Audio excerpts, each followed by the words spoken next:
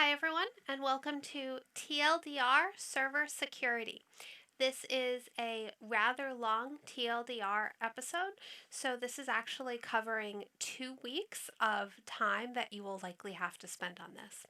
The learning outcomes for server security is I would like you to be able to monitor things like users, applications, ports, and traffic, be able to identify and use tools to assist you with server security, be able to create and edit scripts so that you can create some of your own monitoring tools, and also start working on how to be able to get snapshots.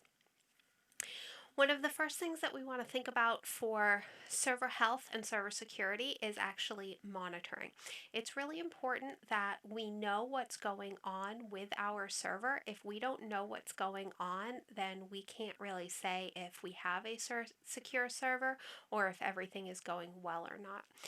One of the things you'll see referred to pretty frequently is whitelist versus blacklist. As of summer of 2020, there is actually some talk about changing this vocabulary to be less racist. And I still bring up whitelist and blacklist because you are still likely to see this in older documentation, if nothing else. But people are currently working on some different vocabulary for that. The basic idea is you have a list of things, and you can either have a list that would be a whitelist, you are only allowed to do these things, or a blacklist, you can do anything except for these things. If you think about it in terms of websites, a whitelist would say you are only allowed to go to these 5 websites. A blacklist would say you can go anywhere on the internet except for these 5 websites. We actually use whitelists and blacklists and the ability to have people on the server not do things or only do certain things so that we can keep track of security a little bit better. Now, one of the things we have to consider for this is false positives and false negatives. In your particular server and setup, does it make more sense to have a false positive, as in, I think something has gone wrong, but in reality it hasn't? Or a false negative, which would be, I think everything is fine, but it's actually not. And depending on your setup, that might be different choices for different people. Now, things that you're going to want to keep track of, you're going to want to pay attention to things like memory and CPU usage. Is it particularly outsized for the amount of people on your server? You're going to want to pay attention to things like networking traffic. Is a lot happening that you don't expect to be happening? So, like, for example, if you are running a set of servers for developers or devs, then you might say, oh, wow, that's really weird. A whole bunch of people are on testing and production at 3 in the morning. But then if you think about it a little more, you know that devs tend to work really weird hours. So if we're working really weird hours, it might not necessarily be that weird to have it be at 3 in the morning. So you need to know your systems a little bit and figure out what's a reasonable baseline. Now, the first activity that I'd like you all to do is I would like you to start playing with some basic commands for server monitoring. So I want you to start looking at things like your subsystems, what's happening in memory, what processes are running, and your network status. Take a moment and pause me here to complete this activity. The next thing we want to think about is security, health, and tracking. We want to look at logs. A log is a way that we can keep track of what is happening on our server, and we can use logs to be able to trace back if we think a concerning event has happened. There's a lot of questions we'll need to ask ourselves. Some of the first ones are, what exactly do we want to track? Do we want to set it up to track everybody that logs in, every command that they run, everything that they're doing? What makes sense in your particular setup? The second thing you want to think about is how long you're keeping your logs. Are you keeping your logs for 24 hours, 48 hours? Do you have a mandated by law amount of time that you need to keep your logs? Is there just a best practice? Keep it for 3 months, 3 years, whatever that happens to be. Then the third thing you want to think about with logs is logs are only as good as the review and audit that you give them. So if you keep track of absolutely everything perfectly, but you never go back and check it, it's about the same thing as never keep tracking of anything. So you want to make sure that you are not just keeping track of things, but you are also going back and auditing your logs to make sure that the things that you think you're keeping track of, you are, and those are actually the valuable things. You also want to think about backing up your logs, and remember, log data can have sensitive data on your server, so you want to make sure that you are protecting your logs and backups the same way you would protect your regular data. You can also do things like you can take a hash of your log files so that you can check for changes, because there are some variants of very nasty malware that will go through and change your logs to try to hide their tracks. Now, the next thing that I'd like you to do is I would like you to go find some specific logs in your system. You can pick either one of your servers, but you're going to want to do this for both servers at some point. And what I want you to go look at is see what your logs actually look like. If these logs are human readable or not human readable, can you start parsing them? And when you're looking at your logs, can you pick a couple of things that are in your log and do a little bit of research to figure out what it is? Is it concerning? Is it not concerning?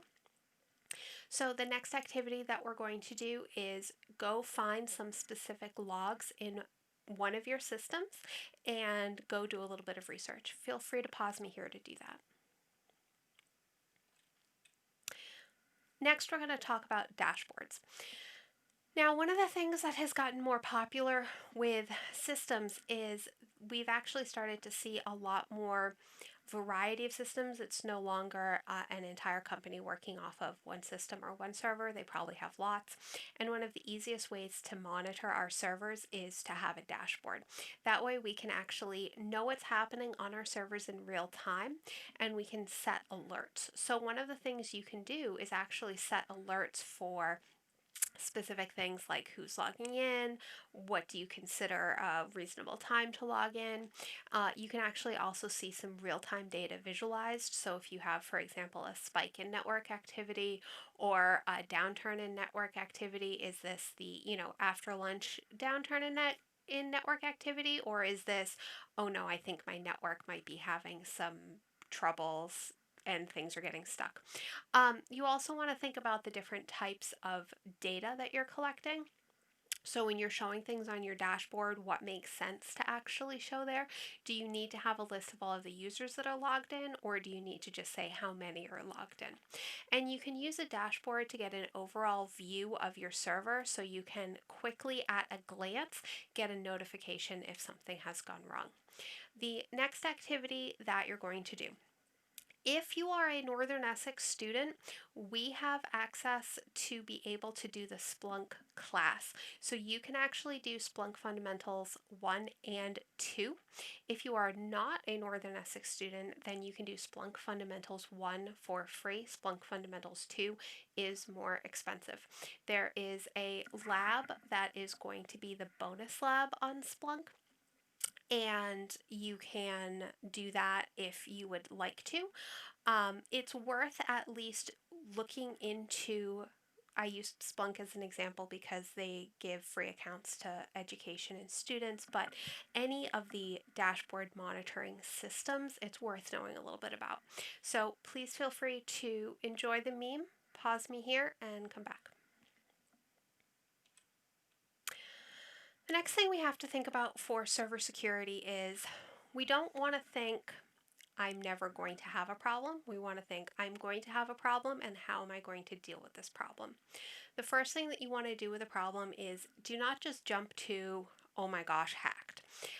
This is one of the most common mistakes that a lot of people will do. They jump right to, oh my God, I've been hacked. What do I do? And this is not necessarily the case. There's a lot of other things that could go wrong that could look like a hack. You want to make sure that what has happened is actually what happened and proof. You never want to say, I think that, I believe that, it's this happened and this is my proof, this is my facts.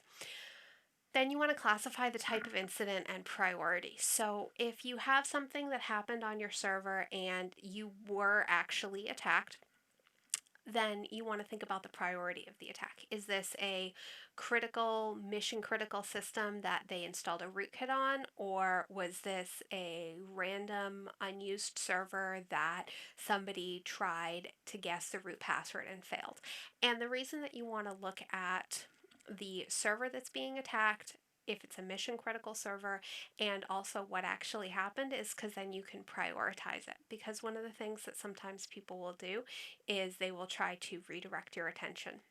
So if you spend all of this time trying to figure out why somebody is trying to log into your server with a root password that you know you've disabled, you're not going to be paying attention to somebody else coming in through a different door. You want to make sure that you are getting a more holistic view of your servers and networks.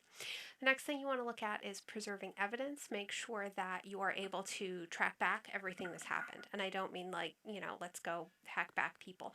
I mean, you want to preserve evidence so that if things were changed, you know exactly what was changed so that you can go back and make sure that you have taken care of everything that you need to. That's part of your recovery. The last thing you want to do is something called a post-mortem. The last piece of this class is actually a postmortem. This is commonly done in industry where after a large project has completed, you go back over the project and analyze what happened, good, bad, and ugly, so that the next project that you work on, you'll be able to do it better. No matter how great the project went or how bad it went, your goal is always do better. Disaster planning and recovery. So this has sort of two pieces. So there's the data loss prevention, or DLP. This is really popular for people to talk about, and that's because we want to look at making sure that we don't have data loss. Companies being breached and data loss is something that happens all the time, and you do not want to be in the news for that. The second sort of piece of this is laws and regulations. Now, depending on where you are in the world, you might have different laws and regulations. I'm going to use GDPR as an example here. GDPR, or the General Data Privacy Rights, which is an EU set of laws that happened a couple years ago, is, as of summer 2020, one of the stronger laws, scarily enough, anywhere in the world for paying attention to data loss, because they have the stick. It's not just hey, please don't do this. It's, if you do this, we will fine you. So if you have a business that falls under GDPR, and if you do any business outside of the US, you probably fall under GDPR. You want to make sure that you are actually following the laws and regulations that go with that. Another example is if you go to Northern Essex, which is in Massachusetts, we actually have laws in Massachusetts about Massachusetts residents' data and how that data has to be protected. So you want to make sure that you're paying attention to those laws and not breaking them. You want to make sure that you have a plan in place, and you want to make sure that your plan is prioritized. While it would be lovely to be able to do absolutely everything, prioritization is incredibly important to make sure that you are taking care of the most important things first, and then as you have time, going to the other things that you might need to do. To do a post-mortem, you want a high-level summary or executive summary. This should be relatively short. You want to go and do root cause analysis. So you want to think about what happened during the incident, what was the timeline for the incident, what worked, what didn't.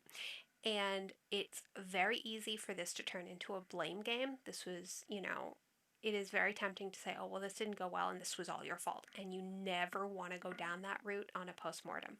The entire point of a postmortem is learning and improvement.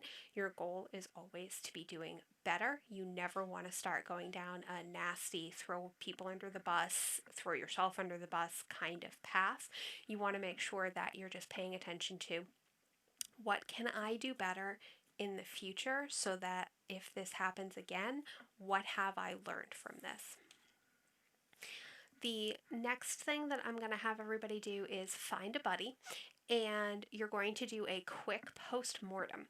use the provided template. There's actually a provided template in this link, and write a short report on how the lab went. You're going to pick a lab that you've both finished, and the reason you're going to do this as a buddy is so that you have somebody to talk to so that you can start getting some ideas. Any lab that you've both finished is completely fine. A short report, if this is more than a page, you're really not doing this right. You want to keep it very, very short, and just look back at the lab and think about what worked for the lab, what didn't work for the lab, and what you can do better going forward. Feel free to pause me here and come back. Backups. When we have backups on a server, we're going to have different kinds of backups. So we can have a full backup where we might do, like, for example, a bit-by-bit copy, and then if we needed to, say, completely redo the server because the entire thing got borked, we can do that. We could also do incremental backups where we are only backing up what's changed since the last backup.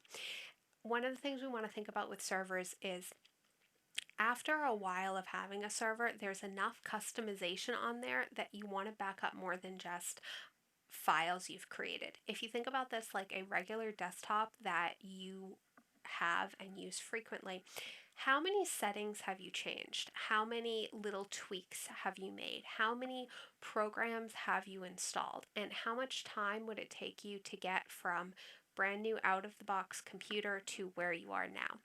And the same thing can happen on servers. So part of what you want to back up is config files. Maybe you've done some customization.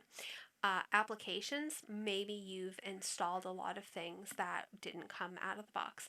Perhaps you want to back up things for your users. You want to back up privileges. You want to back up scripts that you've done, things like that.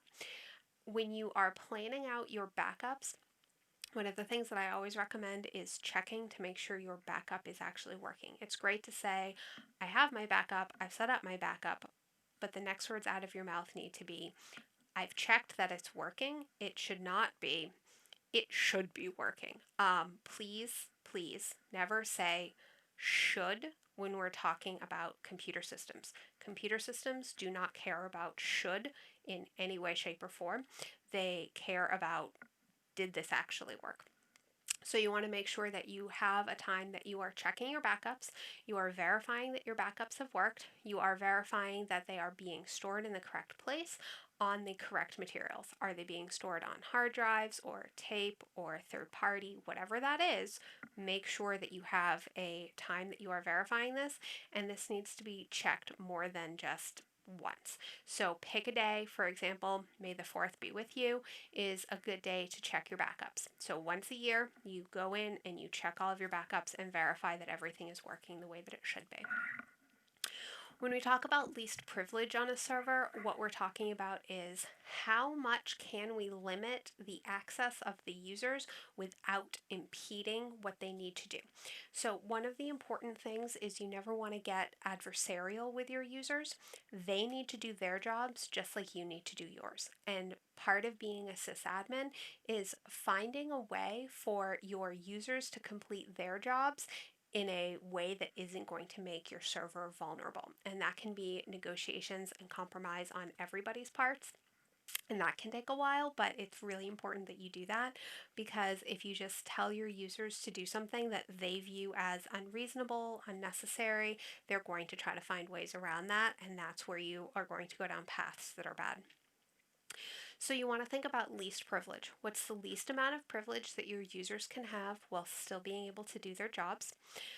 You want to make sure that you have user education. Don't just tell your users, this is my password policy, go read it. Never do RTFM to your users. Nobody appreciates that kind of attitude. What you want to do is think about it more as an education and sharing of information. Hi user 1, I would like to talk to you about passwords. I've created this password policy because of this. I have a limit on characters because we're finding that if we have too few characters, it's easier for programs to be able to guess it, so I'd like you to make your passwords at least 10 characters. I understand that 10 character passwords are harder to remember, so I'm not implementing a change your password every 90 days. You can keep it until there's a problem. So that kind of talking, negotiation, and education is really important. You also want to make sure that when we're talking about security implementations, don't just say, this is our policy. You want to actually enforce the policy. So if we go back to password policies, think about password policies like, if I have a password policy, passwords must be at least 10 characters. What am I doing to enforce this? Do I have it programmed in so that if a user picks a password that is less than 10 characters, it tosses it back? Because if I don't have that, it's kind of no good. It's do this please, but there's no consequences if you don't, and I'll let you do it, no problem. You want to think about it more like, if I have a policy and I have a security policy and rules in place, it's important enough that I need to make sure that I'm actually going to follow through. The easiest way to describe IDS and IPS, I always use a security guard analogy. So if we have an intrusion detection system, or IDS, versus an intrusion protection system, IPS. If you picture a traffic guard, say mall cop, if you have a detection system, that would be the equivalent of a mall cop seeing somebody steal something from a store and yelling, thief, thief, thief. If you have a protection system, that will take it a step further, where they will say, thief, thief, thief, but they are also going to say, pull out a taser and tell the thief to stop. They're not just notifying you that there is a thief in the mall.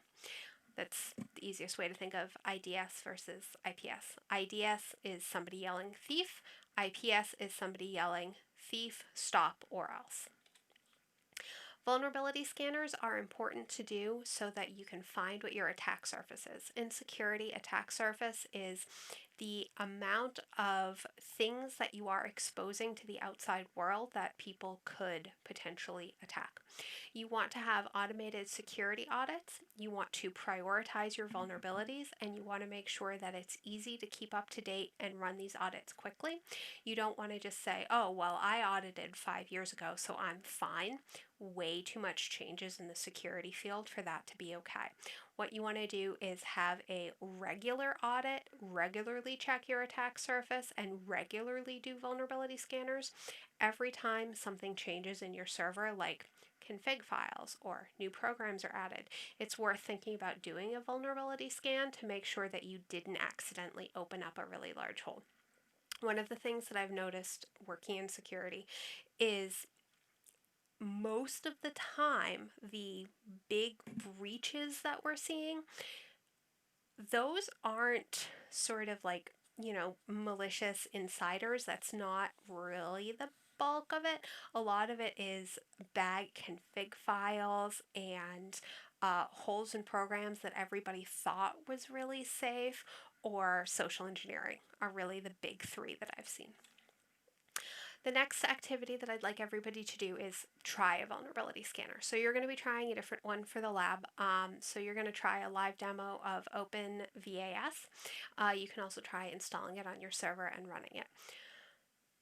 Try this on your server only. You do not have permission to go try this on other people's servers. This is your server only. Please feel free to pause me here and go try that.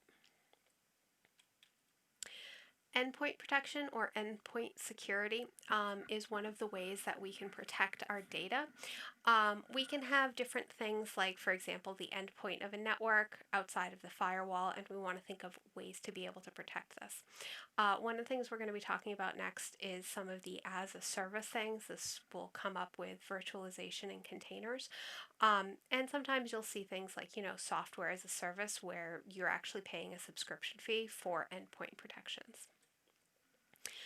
Different types of scans that we can have. So we can have real-time scans or preset scans. So we can have something that is scanning what's coming into the server in real time, or we can have something that is going to scan the server every day at 2 a.m. We can do signature scans, where we're basically matching signatures to a database. We can also do behavioral scans, where we're looking at behavior and saying, is this concerning behavior?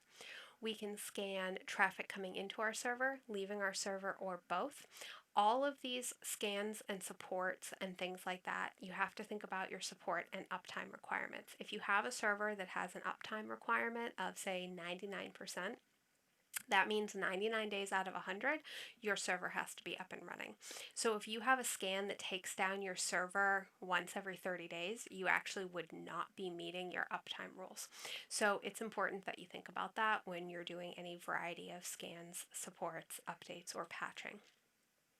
Checklists sound silly, but are actually really important. So, a lot of the companies that I know of, they actually send their technicians out with checklists so that they have a record of what the technician has actually done, when it was done, what the results were, and it's also a way to make sure nothing is missed. Some of these can be automated. You might be able to set up scripts or cron jobs.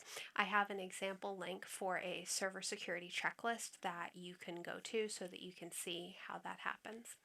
I also have this link here for best practices that is worth a read. This is a PDF. Please let me know if you have any questions.